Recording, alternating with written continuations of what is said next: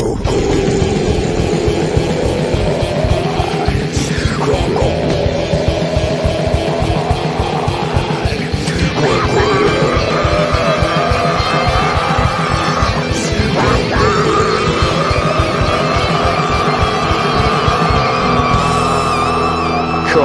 get some.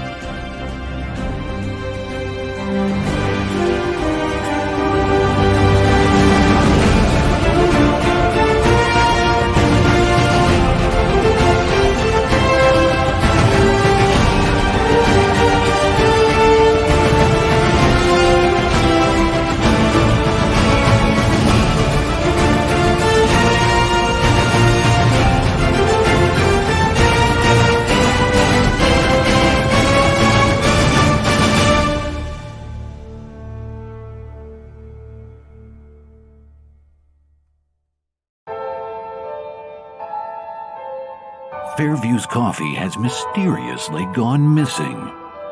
Mayhem ensues when strange, coffee-craving zombies plague the city. Detective Mickey Potatoes, an overworked public servant, uncovers why ordinary citizens are losing their minds and how to stop the coffee apocalypse. But it involves the mafia. And when you're dealing with mafia crime families, nothing is ever easy. The mafia controls everything in the city, including the police, including him. If he breaks the mafia, they will break him. So, the city is without coffee. The city is burning before his very eyes, but he's powerless. Detective Potatoes has the power to stop the coffee apocalypse, but if he does, he could lose everything.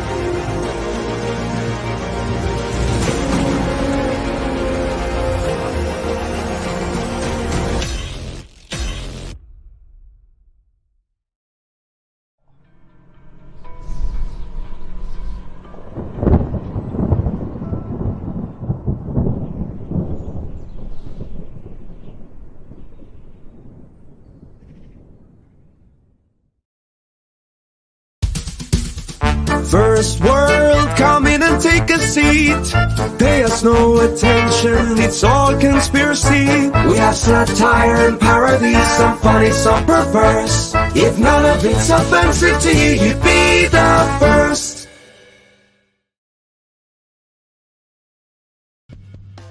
The Immortal Mask, a 1970 superhero crime noir adventure that follows a retired soldier who is given a covenant interview with a death row inmate.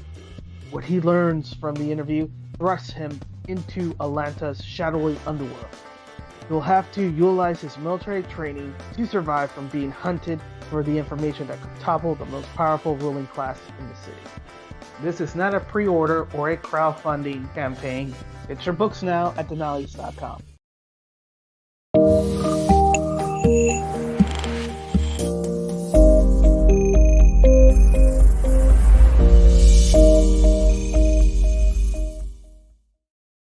"25 seconds to curtain, folks."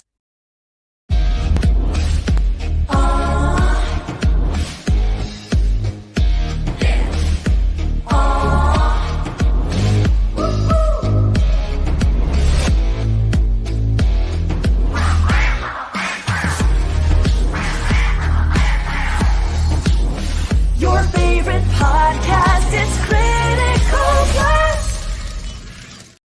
Ladies and gentlemen, Ben Fuselier, the Fuse Box is in the house. Well, thank you kindly. Thank you. Thank you, everybody. I appreciate it.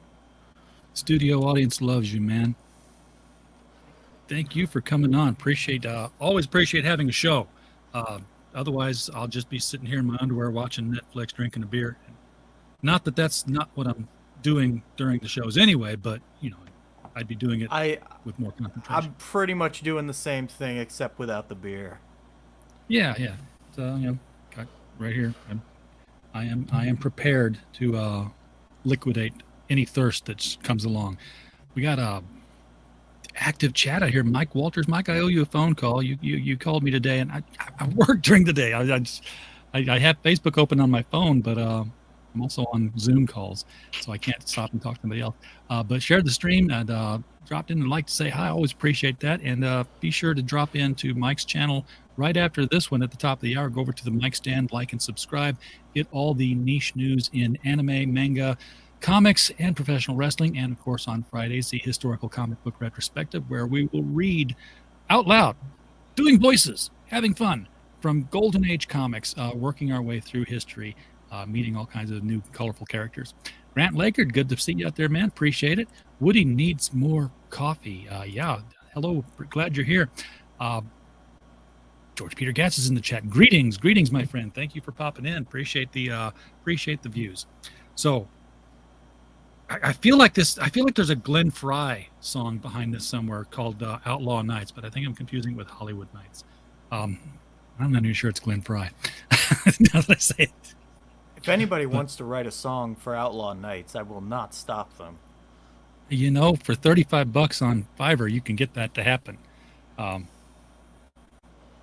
In fact, I'll look into something during the show, and maybe we'll have a surprise come up. George, don't spill it. But you're on issue number 2 now. This is so. What's the reaction to number 1? I mean, that one fulfilled. It got out there. People have read it. Oh yeah, definitely. And I mean, I don't think I can only think of 2 reviews that were like they weren't bad reviews at all. Like the only complaint I got was they thought it was too short. And I totally agree with that because I wanted it to be longer. Like issue 2 was actually the second half of issue 1, but I had to split it up in order to make everything like feasible. So, you know, I'm ready to get this puppy out there because I mean, I got all these ideas brewing for issues 3 and 4 and I got to do it. So I'm at an impasse in my thoughts tonight. I don't know why. No, it's like I click on my StreamYard tab and it's like it's a blank screen. This is on Kickstarter now. This is the second one, so this has only been up for like a week. Well, actually, it's been up longer. It was a 60-day campaign. Okay. And so yeah, we had like a really big takeoff. Then we kind of plateaued for a while, and then we had a couple of big backs just recently. And I'm getting the word out more now. Like I'm gonna be I got a guy who's gonna be professionally advertising it as well. So I'm doing everything I can. Yep. It was Bob Seger sang the song. I knew what I figured out what threw me was I was looking at the covers and I was like, I've seen this cover before. This was like number 1's cover, wasn't it? Yep. Yeah. And I was like, I put it up there We talked because about this. number 1 is also available on the campaign for anybody who missed it.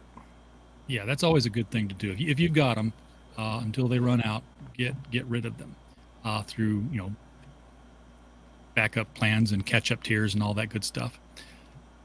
So catch us up on the elevator pitch, and then Hang on. tell us where kinda we're at when we jump into number 2. So over big Sorry concept, about- and then where we at? All right. Sorry about that. It was roboting on me for a sec. Oh, sorry about that. man. So anyway, Outlaw Knights. This is the issue 2 of hopefully about 8 issues, maybe a little bit longer. Essentially, this takes place in the 31st century. Humanity has begun colonizing into outer space, and history is very much repeating itself. It's the discovery of the New World 2.0, because the nations of Earth are all competing with each other over territory and resources. It's a big ol' rat race. And in the midst of this, we've got a new boom in crime, as well as a golden age of piracy has blossomed again, because with the expanse of space, Big Brother on Earth is having trouble clamping down on everything. So it's a chaotic time. We're about 10 years in the wake of World War III. I know I was being very generous in my estimate for when World War III would occur, but So Yeah, essentially, Coming a lot faster than most readers predicted. But Ah, essentially, in yeah. the midst of all this is our main character, Cyrus Lawson, who is working as a lawman. He is part of the colony guard of a very small, out-of-the-way, insignificant colony called Therese. And he's not expecting a lot of trouble. He's kind of expecting to be a small-town sheriff type of guy. But that dream is ripped right from under him right at the beginning of issue 1 as the pirates of the ship known as Hazard invade his settlement looking for a special piece of data. And this data is going to lead to a treasure everybody has their eyes on. It is a rat race building up. And without giving issue 1 away, our boy Cyrus ends up kidnapped by these pirates. And so now in issue 2, he's got to learn how to survive and the ins and outs of the underworld, and he's also got to kind of get over his very rigid sense of morality, his black and white sense, because things aren't as simple as he thought they were. So when you say kidnapped, they've made him part of the crew, like they shanghaied him? Yep. Okay. That's cool.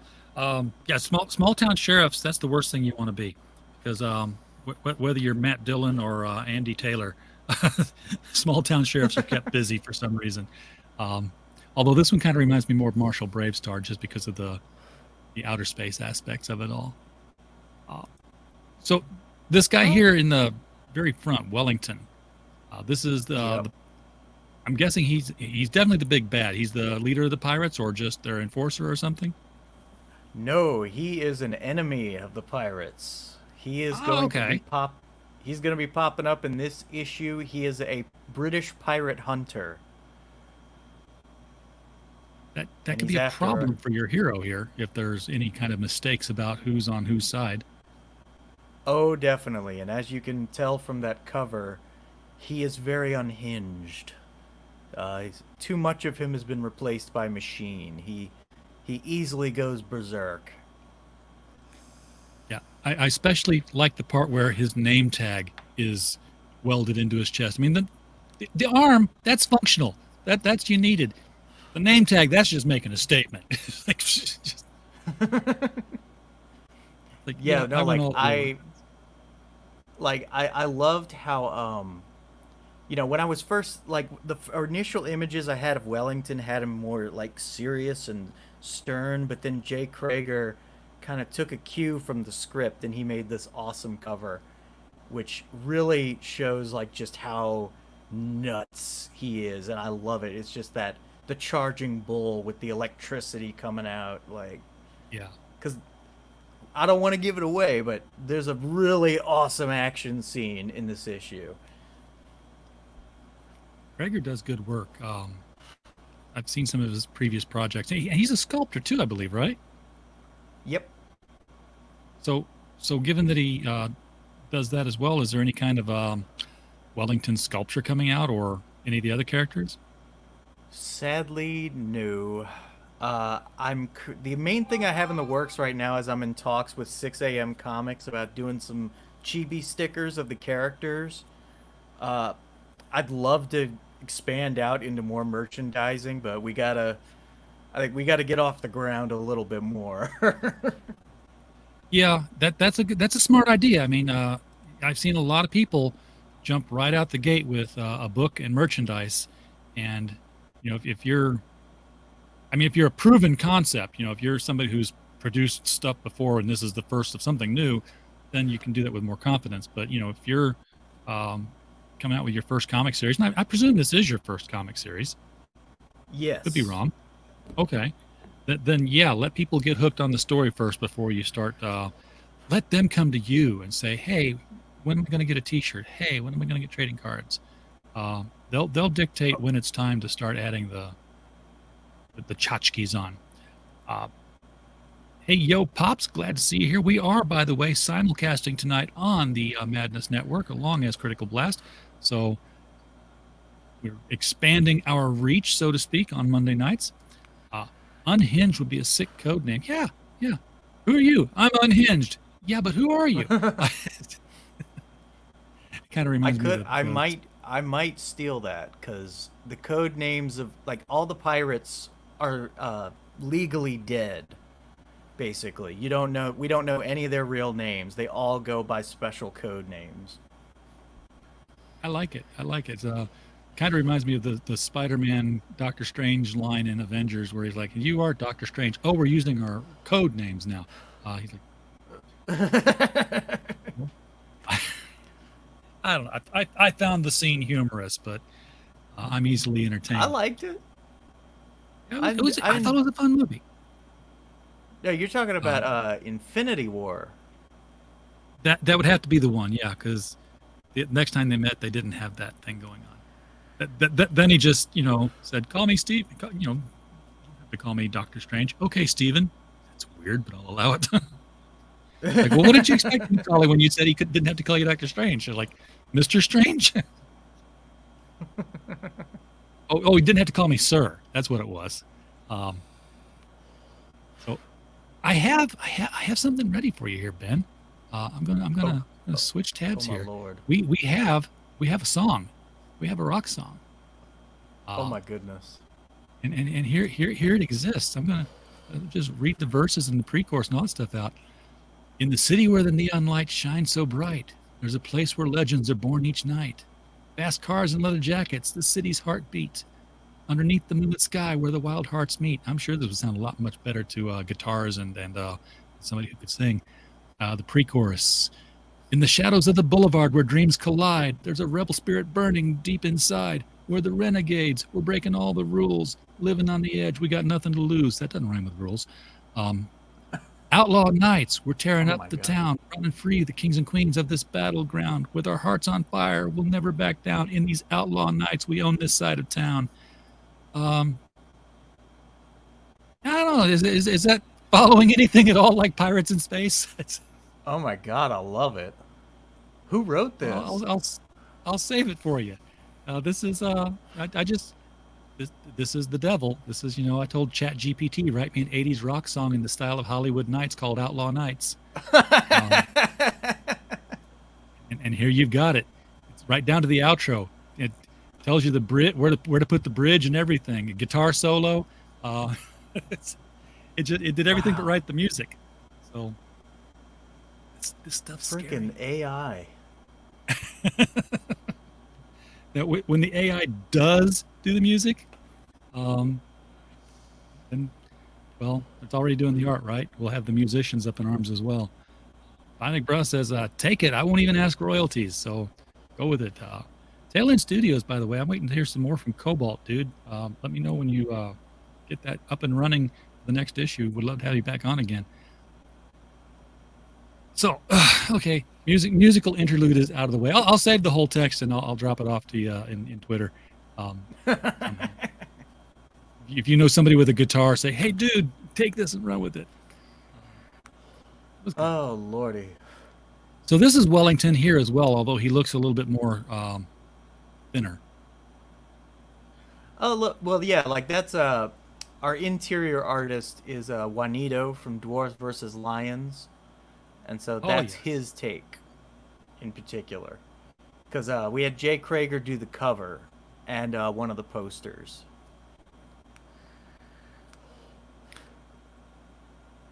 And then this doesn't look like either of our two main characters. So well, that is Cyrus. That is Cyrus with the gun. Okay. And behind him is Serpent. Okay, then I need to go back up to the main cover to find out who's who. Okay. See, here's where I got confused. I thought the big head was the main guy. No, this is the main guy. The guy. Yes. The guy with your boy's haircut, right there. That's that's Cyrus. That's okay. We're good. We're good. I'm looking at this like, yeah, that'd be a badass main character right there. But no, not him. Well, he's sort of a secondary protagonist in a way because he's the captain of the ship Hazard. That's Ivory, and the heart of Outlaw Nights. I kind of took a little bit of an inspiration from Treasure Island, where it's that kind of like Cyrus is kind of your Jim Hawking type, and Ivory is more like your Long John Silver type. And it's the idea is it's like the heart of the story is how these two personalities are clashing.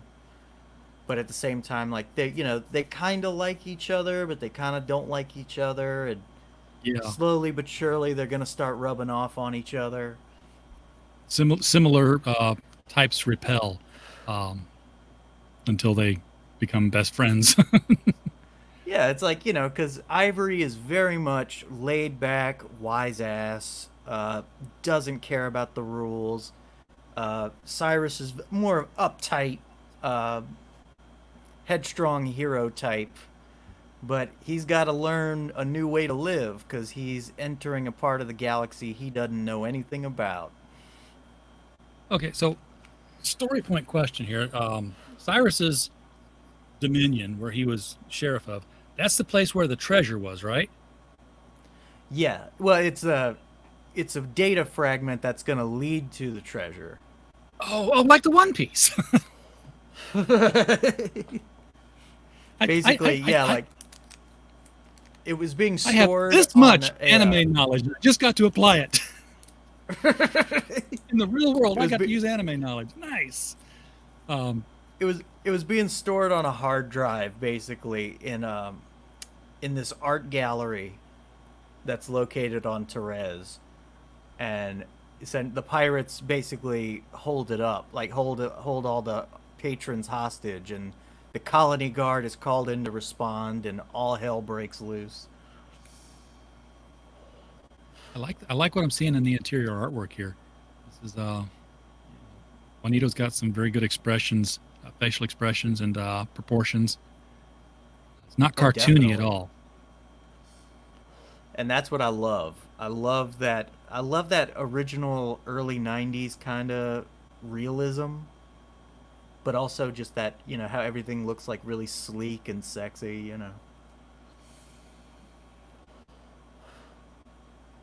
So they got the artwork piece with another piece of the puzzle, I would say. That's going to take them to the big score. And the sheriff along the way said, "You're an able-bodied." Yep. Yeah, he sort of. It's at the end of issue 1. Our boy Serpent, who was that blonde guy with the buzz cut, he mysteriously helps Cyrus, and we don't quite know why he decided to just yet. But basically, because Cyrus gets shot in the arm, and he's kind of down for the count. And at the last second, when they're getting ready to take off, Serpent kind of grabs him and pulls him on board. And so we don't know exactly why he decided to do this. You know, what's going on in his head? Because Serpent's as his name implies, he's a very tricky guy. You know, you don't he's quite got plans know of his own. everything. Yeah, he's very much he's the quartermaster of Hazard, and he also functions as their resident con man, in that he'll don different disguises and he'll talk his way out of situations. And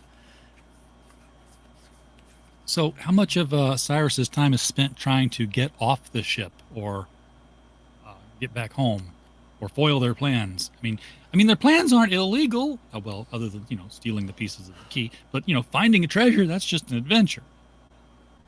yes, but this treasure is very significant for the time period. Basically, all the governments of Earth have, a lot of them have been tipped off about this, and they want it. And so, you got different, like the British are after it, and then I think the Chinese are also after it. So there's going to be And- competition here. Yes, and also different groups of pirates have their eyes on it as well. So what I'm seeing here is space opera era setting, far future, far enough that we're not just on the moon and Mars. It looks like, but I'm not seeing aliens. So it looks like everybody's still from Earth. Is that more or less true? Yes, there are going to be aliens, but they're not like I took a different approach with the aliens where most sci-fi and space operas I've seen, they show aliens being similar to humans, where it's like they're very intelligent, they invent ships and such. In my version, all the alien species that are encountered are basically, they have the intelligence of regular animals. Okay. They're all They're beasts. instinct based. Yeah. It's like humans are kind of they're kind of special. They're the only ones like them, at least for now. Okay. I can dig it. Yeah, at least for now. So once they do have that first encounter, could really shake up the story some. Especially if they're after the treasure too. But I mean, we've got enough on our hands right now, because I mean, that guy you're looking at right now, that is another pirate who is competing with Hazard. He goes by the name Taurus, and his ship is known as the Magdalena. And as you can probably tell from these panels, he's not quite so friendly and witty like Ivory is. He rules with an iron fist. You don't want to tell him no. Yeah, he's also ruling with an iron machete, which has something drawn on it that's probably going to get colored in red once the colors are applied. That's a very, very distinct possibility. Now, I don't know if it's like not dripping here and then this happens and then there's a kathunk and then it's bloody. I don't know. I can't tell without the lettering yet or the sound effects being applied. But I did find it interesting that, again, you're on a spaceship, you're in the future, and your weapon of choice is a physical edged blade, as opposed to like a blaster or lightsaber or whatever you would think would be futuristic. Definitely. I wanted to veer away from a lot of the usual space sci-fi tropes. Like, I like the idea of like a future where we're still using guns, but they're more advanced than they are now. But they're not like shooting lasers out or anything like that. Yeah. 'Cause I feel like that's Yeah, too they're not death evocative of like Star Wars. Yeah, and you know what? A blunt rock will always work in the future. It will still do its job. You have a big sharp knife, it's still going to cut. Doesn't matter what year it is. And of course, we've got ladies in here. We've got the sex appeal. That's what the word I was looking for. Where does this take us? Oh, that is when they first go to a service station that's known for as sort of an outlaw hangout. And Cyrus is learning the hard way that, you know, he can't just be straightforward with these people because they'll eat him alive. So is this female character going to be a regular cast member or? No, she's just a pirate that they encounter here. Oh, okay. I've got plans for a few female characters that are going to be regulars. We had one in issue 1 who is named Code, and there's going to be another that's introduced in issue 3, who's very important. With the goal of the story being a treasure hunt, you probably have a point in time where this is the chapter where the treasure's found, everything wraps up. Is that near future or further down the line? That's going to definitely be further down the line, because I would say that the main crux of this arc is the rat race itself and having to deal with other pirates and betrayals and twists and turns and lots of bloody action. Oh, this is a nice poster. This is the one of the second print that you got available, and it's Wellington versus Ivory with Cyrus making a run for it, apparently. Like, not my fight. Definitely. That's, you know, that I could say, like, I love that part of this issue. Like, that whole fight sequence is so great. And this is, again, Jay Krager's work here. Yes. Did he do the colors as well?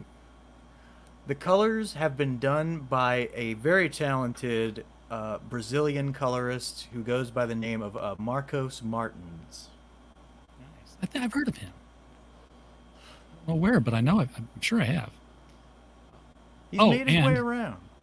Yeah, and now we've got boobs. Well, you can't have a comic without boobs at some level. It's purely sexual. So I've heard. Yeah, you gotta have them on there. So who's this character then? That she deserves a poster. That is Code. She shows up in issue 1 and basically helps everybody make a run for it by using that handy dandy Gatling gun.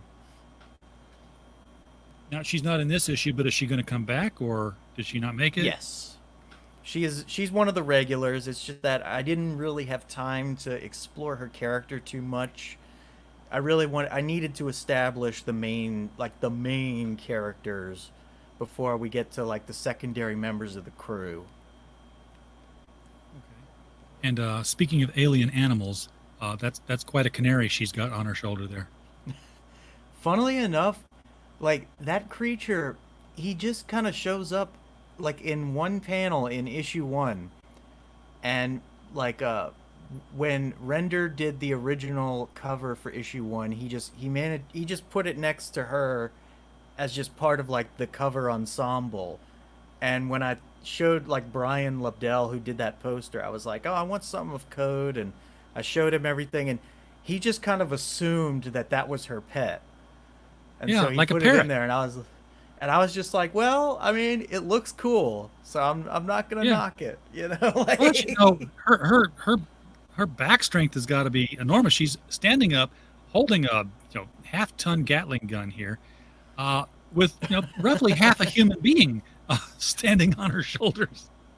Well, to be fair, that gun is lightweight because it's the future. We've got more efficient ways of doing things. Probably some sort of ceramic. I like this picture here. This is now one of the things you didn't have was a video. No trailer for issue number 2. Did you have one for 1? I had one for one. I meant to do one for issue number 2, but unfortunately, I just didn't have the money to do it just yet. I was gonna put the trailer for issue 1 on there, but then I thought, well, I don't want to like confuse newcomers or anything like that. Like, Yeah, but I can see that because I do they like might the think it's the trailer same for book issue again. 1.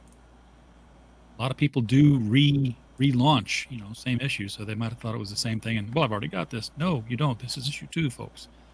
Captain Finity, yeah, the British are the anti-piracy people. So thank you, even fictionally, for doing that. Wellington, the guy who's in the unhinged cyborg guy, right there. Him. It's going to be his middle name. Unhinged is my middle name. He's the British guy who's out tracking down the pirates, and I don't know that he locks them away or brings them to justice or just kind of blows up their ship. He looks like he'd be more of a guy who reported home and says, yeah, they're not a problem anymore, rather than here they're in custody, lock them up. You pretty much got it there. He's got a particular hatred for them. Yeah, license to annihilate. Yes, Yeah. indeed. Do you have any particular way of writing Wellington to indicate he's British, or do you just keep referring to him as that Brit? That Brit's back. I kind of did. Like I did like a couple of British isms a little bit, but like I didn't want to overdo it. I didn't want it to seem like, oh, this is the stereotypical British guy, Yeah. doing the British thing. It's like, so every once here and there I added in a couple of little identifiers, but nothing major, very subtle. Yeah, something just enough to start the reader's mind off in that direction, and then they'll carry the accent on their own after that. Exactly. I've seen a lot of comic books where somebody has an accent, and you get that patois phonetically spelled all the way through the story. I'm like, oh, I have to translate this into real words. I used to hate Gambit for that very reason. Like, Oh, you God. stop speaking Cajun? We know. Especially since being from New Orleans, like I can spot a fake Cajun accent a mile away. Oh, it's and Chris Claremont wasn't on board then. That used to be his thing. That's why the team was so diverse. Was because Chris Claremont would challenge creators to say, I can write any accent. I can write any character from any accent. So they gave him a Russian and a South African. So okay, get the cadence right for these countries. And then of course Wolverine being Canadian, it was like the super challenge, because how do you write Canadian? So I think Bub was his signature Canadian line, which was a lot better than Wolverine ending every sentence with "eh." I'm the best there is at what I do, eh? So take off, hoser, before I get you. You talking a boot? Yeah. Oh, that would be hilarious to have Wolverine says, "Let me tell you about what I'm going to do." And then every time he cuts somebody, he's like, "Oh, sorry." Sorry. Yes. Oh, yeah. Sorry, Claremont, you missed the boat on the Canadian thing. Did I get you there? Yeah. You all right there, Sabretooth? Oh, that's too much fun now. I'd have to write that, the real Canadian Wolverine. Because you might be too young, but did you see the Spider-Man and His Amazing Friends episode where they had the first appearance of the animated X-Men and Wolverine was among Oh them? God, the last time I saw that show, I was so young. I can't remember anything about it. Here's the only thing that you'd have to take away from it. Wolverine was Australian. Oh my God. Yeah, but he spoke he spoke just like Mick the Crocodile, Mick Dundee. It's like, wait a minute, he's Canadian. What are you doing? Oh Lord. Somebody thought the Wolverine was an Australian animal, and they just Right, mate. I'm going to slice you to ribbons, right? I have no idea where they got that from. I don't either. It was some rough starts to the animated X-Men. Even the first couple of episodes. One of the things I remember, and they used it in the opening sequence all the time too, was Wolverine getting thrown by a Sentinel, and he gets thrown past the trees in the distance, but they didn't animate him diminishing in size, so he was basically a giant Wolverine falling behind the trees at the end of the fall. Like, hey, something's wrong there. That doesn't look right. But it happened so fast. They figured, why bother? It got better. That's a series I need to get on DVD. The original '90s X-Men. I remember enjoying that quite a lot. But speaking of, yeah, I recently listened to the theme song for the '90s X-Men again. Like, I had just completely forgotten it. I forgot how catchy it was. It was good. Yeah.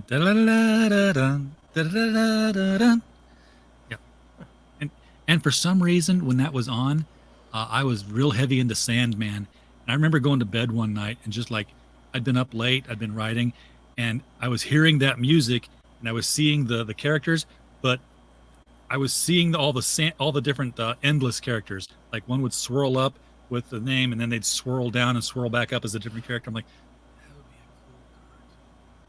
a cool card. It wouldn't fit at all, but but it worked in my head at the time. It was the '90s. Everything. Have you thought about doing any other media with your Outlaw Nights franchise? I would love to adapt it into a movie or a TV show at some point. But we send an issue to Netflix. Well, I don't need the characters to be race and gender swapped, and I don't need Ivory to give up on life and move to an island far away. And no, that would be bad.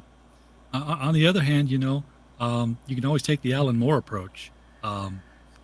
When they did League of Extraordinary Gentlemen, and somebody asked him, he was like, hey, what did you think of the movie? He's like, what am I supposed to think? Somebody came over to me and said, hey, Alan, we want to make a movie, and coincidentally, it has the same title as a book you did, and here's a bucket of money. I signed the paper and took the money, and didn't think about it because it's not my project. They just wanted to give me money to do something. Give me money anytime you want to do something you want. Yeah, that's what I need. I need a job where people want to do something that give me money before they do it. Yeah. But if you were to see a movie made of it, then let's cast it. Who's going to play these roles?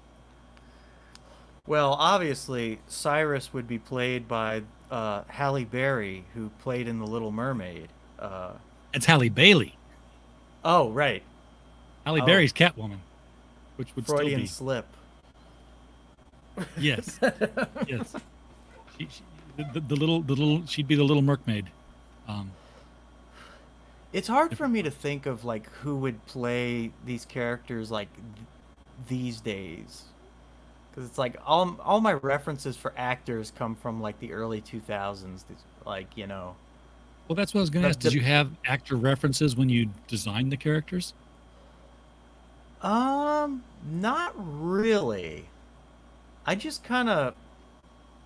were just kind of an amalgamation of different characters that I had seen, in media, and it was just like things of like, oh, like I'd like this person to look like, with this particular style of clothing and that going on, and I mean, like Ivory in a lot of ways, he's kind of got that pirate archetype going, but it's updated for the future, where it's like, instead of an eye patch, he's got a cybernetic eye that has really cool abilities.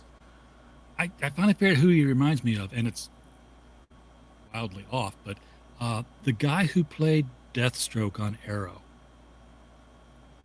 Believe it, that is actually a great choice to play him. I could see that happening.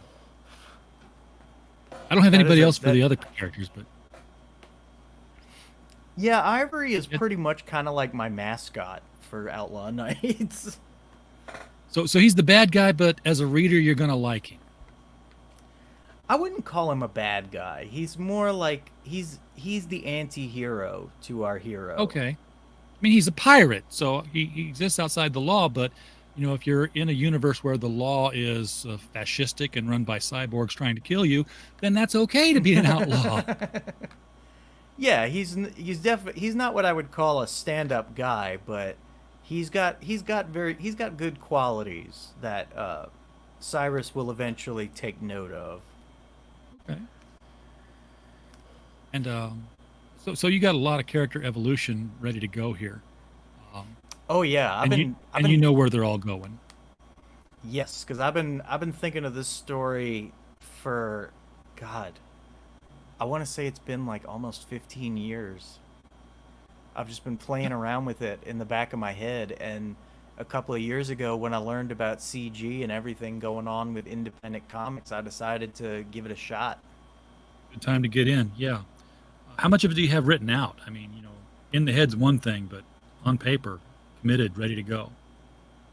Even if it's just a plot outline. Well, I've obviously got the first two scripts totally written out.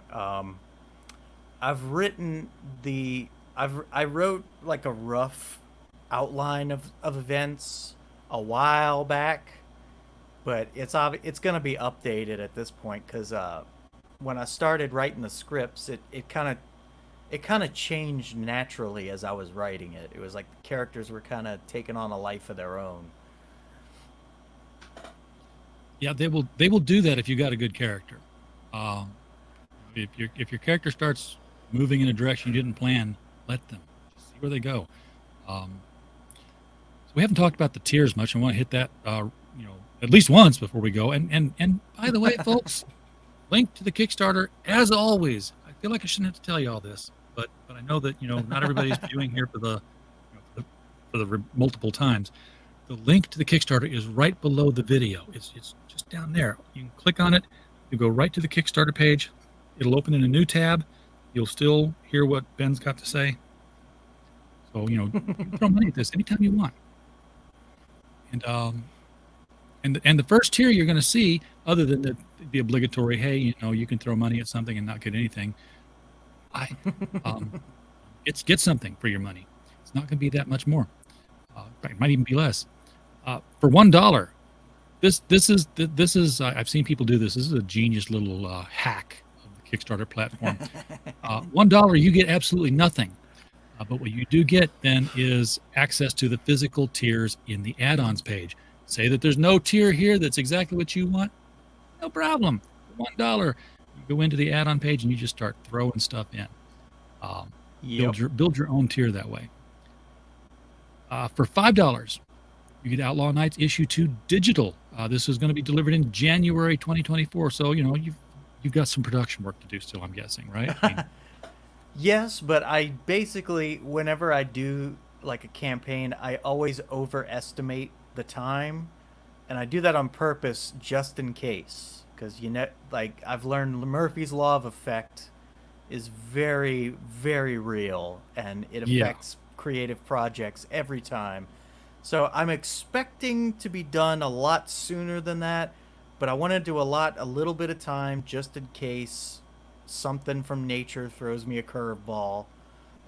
Yeah, good to be prepared, and under promise and over deliver, and that you'll be golden in the eyes of your backers. I've backed plenty of books where I was like, okay, here's $20-$25 for a book, and then I don't pay attention to campaigns after I back them. I look sometimes at like, oh yeah, I remember backing that. Where's that at? Okay, it's not supposed to be delivered yet. No problem. Oh, this was really, really late. Where's that? What the hell happened? But then when they come in, it's like, I get this package and like, here's a book, and oh, by the way, here's some prints, and here's another book, and because I didn't buy all this, but cool. I got, so under promised and over delivered. You get some really nice stuff. I like things like stickers and magnets. Used to like stickers more, but I found out that when you stick them on something, they're there, and when that thing dies or gets destroyed, the stickers go with it. Magnets, move them around somewhere else. Refrigerator's broke, Get a new fridge. Take the magnets off. Put them on a new one. $15 puts you into the realm of the physical, folks. You get the issue number 2 right here. It is going to be, I'm going to say 22, 24 pages, maybe 20 pages. 25.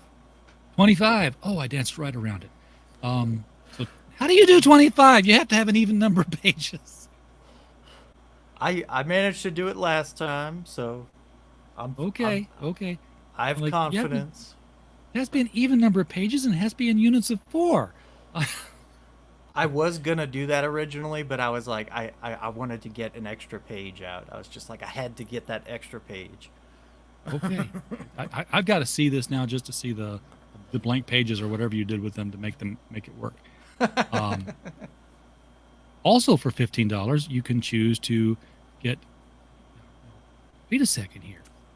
And Yeah, it's a special. okay, it's a special, folks. You can get the number 2 for $15, or you can get 1 and 2 for $15, as well as the digital of each. I know where I put my money, and there's only 30 of those for the special. After that, you're just going to have to, get number 2. If you've already got number 1, then of course. No, if you've already got number 1, you get a second number 1 for the same money. You got a backup. I had, because that's the thing. Like, I had 30 extra copies that I didn't know I had, and so when I found them, I was like, "Oh lordy, I got to do something." So I decided Yes. to do a special, limited time only 2-for-1 special. You also have an overseas bundle special. So this is 8 copies, and you're shipping it anywhere in the world. Yep. So what's the deal? Why is this special to overseas? I know it's got to do with the shipping, but Yes, because I've noticed how, like, it always sucks how people overseas tend to get kind of screwed with the pricing. Like, they always have to pay a lot more. So I've noticed, like, a lot of folks overseas will all kind of go in on a few copies together and they'll get it shipped to one address. So I decided to make They a do? tier just for that. that's one way to do it. Get 7 of your buddies in, and everybody gets a copy. And you split the shipping cost. Yeah. Or, you go through Critical Blast Logistics and we can ship it for under $20 anywhere in the world. True story. I mean, I am going through you, so, Yeah. You are? Oh, yeah, of course. I knew that. $150 retailer bundle. This is cool. I love it when the retailers can get in on things and get these crowdfunded books in their stores to, the 90% of people in comics who don't go to Kickstarter and Indiegogo. And as much as we live there, it's hard to believe that, most of the people buying comics don't even know about what's going on here because they don't buy online like that. it's peculiar. So you can get, if you're a retailer, you can get 10 copies of 1 and 2 and sell them together. Name your own price, but you're paying $150 here, so that's $7.50 a book, folks. You sell them for $10. Say, hey, this is limited edition, crowdfunded book, small print run. Put your own price on it, whatever you want. Okay, $200 you can be drawn in. I can't believe these aren't gone yet. These will probably go during the last week or something. Well, I think I launched that perk just like 2 days ago. Because it was actually somebody asked me to do it. So I delivered. $200, be immortalized in the book. I guess you'd be one of the background pirates or something, or somebody who gets Yes. killed. You'll definitely be a pirate. If you're a lucky lady, you may be that pirate that was talking to Cyrus. Oh, okay. So you could redraw that character. Is what you're saying? Yes. I talked to Juanito. I was like, would you be cool throwing in some people? He was like, yeah, sure. So I was like, all right. We're gonna do it. Yeah. Okay. So not a very complicated project here. There's not like 5011 tiers, and you're like, oh, do I want to get the one with the first one copy of number 1 and 2 of 2, or 2 of 1 and 1 of 2, or no, it's book 1, it's book 2. Here's 8 of them. Here's 50 of them, or 10 of them. Keep it simple. It's, especially I think like it's good to keep it simple in the very beginning, and it's like if we can gain some momentum, I'll be able to start throwing on some more extras. But I want to make sure that I can deliver. That's the most important thing. Yeah. Now, speaking of extras, these prints here, I didn't see these prints on the tiers. Are these only add-ons? Those are promotional images that are going to be featured in the book itself. So the Okay, book they're may be pinups. more than 25 pages. Yeah. Okay. Is there anything that's an add-on that's not one of your items over here? We have 3 poster add-ons, and I have them. They were like towards the bottom there. It's the cover, the action shot with Ivory and Wellington, and the sexy code pinup. Okay. Are these Gemini mailer sized posters or big roll them up in a tube posters? Definitely going to be tubes. Last time I got bold and I actually shipped posters flat, and that was a very stupid idea on my part. Be done if you got a big enough flat. Yeah, but it cost me a nice bit of money, so Yeah. Oh yeah. Yeah, it will, because it's you got that outsized package now that doesn't fit easily through mail trucks and stuff. And I've had people send me posters. I'm like, you want this flat or in a tube? No, Gemini mailer. Okay, it's bigger than the Gemini. Yeah, fold it.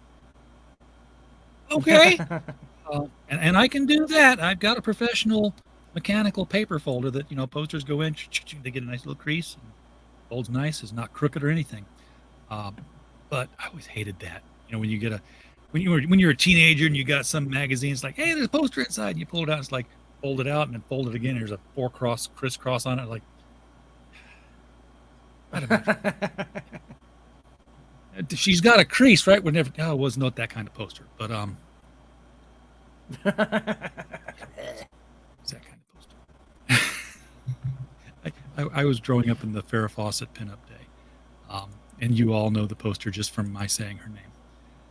Anyhow, yeah, you're right. I have cohorts and other horts. Woody, glad. Thank you. Remind me of that. Edwin Acevedo was here just a couple days ago. Glad to have you back in the chat, Edwin. And as a reminder, 1 minute away from the mic stand, so do pop over there. There is the link from Mike. Once you're there, like and subscribe, so you don't have to find that link again, and it'll just pop up where you need it to be. Ben, we're at the top of the hour. Is there anything about this project that we didn't cover that we need to cover real quickly? I think we've pretty much got it. It's just an awesome world to get lost in. Pirate adventures in space, freaking awesome technology and action and sexy ladies. It's everything you could want and so much more. I've put my heart and soul into this story, and I'm very proud of it, and I know that you will enjoy it. Okay. Well, I just, I just talked with ChatGPT again, and I asked it, because it was a cool song. It was a nice 80s kind of Don Henley kind of thing. But I said, could you rewrite it with the idea that everything happens in space with pirates? So now the verse is, in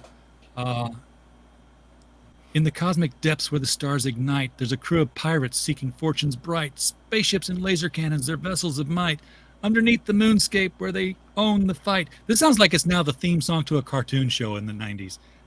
This is Transformers or Brave Star or something. Oh my God. Outlaw knights sailing across the celestial sea, pirate souls ruling the galaxy so free. With their hearts ablaze, they'll never bend the knee. In these outlaw nights, they claim their destiny. Okay. Wow. I'll get it to you. You get a guitar and rock it out, and maybe that'll be your next video trailer. AI is scaring the hell out of me. It should master AI before it masters you, man. That's the thing to do. All right, Ben, thank you so much for coming on tonight. It's been a blast talking with you about Outlaw Nights and all the pirate and space story that's going on. I love that kind of stuff. Grew up on all the space opera stuff. So glad to see more of that happening. Everybody in the chat. Yep, you're more than welcome. I live to serve. Everybody in the chat, thank you so much for being here tonight. We don't have a show without you. We're just, a podcast falling in the woods otherwise. So we're always glad that you're here. And, of course, while you were here, as always, we just hope you had a blast. Good night.